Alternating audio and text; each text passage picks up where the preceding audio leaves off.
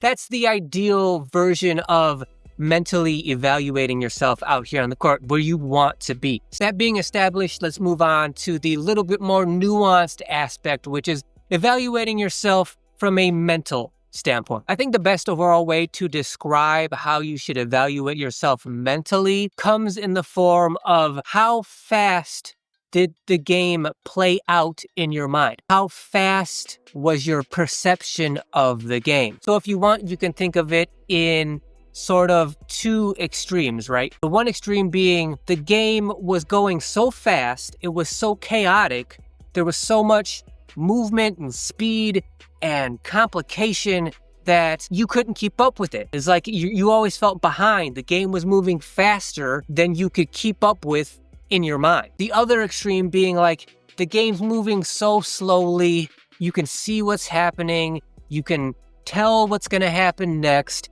you're kind of bored waiting for the game to play itself out. Those are the two extremes when we're talking about evaluating how you perceive the game mentally. The ideal side of spectrum to be on for that is the game's moving slowly, meaning the more the game moves slowly, the more bored you're apt to get waiting for the game to play out. That just means you have such a extreme understanding of the game that it might actually start to become boring for you to wait for the game to play out the way you already know it's going to play out. That's the ideal version of mentally evaluating yourself out here on the court, where you want to be.